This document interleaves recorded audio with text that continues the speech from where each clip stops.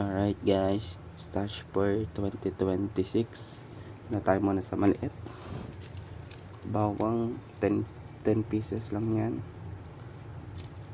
Sunod, whistle bomb DK 10 pieces. Solid dyan nga. Plapla 10 pieces, dalawang cube sa 20 pieces. So ito, King Kong regular. Tapos ito, King Kong loaded, take 20 pieces, King Kong regular saka loaded. Sunod natin, ito, kabase. Gawang arko lahat to.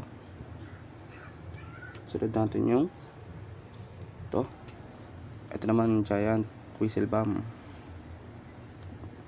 Ito gawang arko din to, yung dealer. So ito ang Kome, solid dyan niya. Sunod natin yung malalaki na, ito tuna regular. Tuna regular. So ito tuna loaded. Baka hindi nyo makita sa video pero mas pabigat to kasi loaded to. Hindi na kasi sa kamay ko. Tuna loaded. Tapos syempre crying cow natin yan. Ganda. Madumi lang sa kanya yung cone pero lahat malinis, maayos, walang pulbura. Ito pang alas 12 GPH Arco.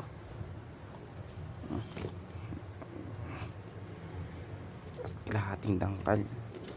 Ito rin pang alas 12, sobrang bigat. Bin Laden ni Boss Aris. Ito kay Boss Aris to. Ito itong tuna. Ito rin isa pang tuna. Kanya lahat to. Pati itong Arco, Bin Laden, Arco, Kabasi, King Kong, tsaka yung ito Kome. May hindi naman pare-parehas yung gift wrap nya.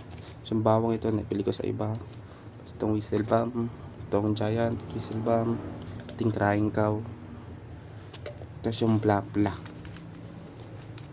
So unahin ko muna yung plapla yan. Yun lang.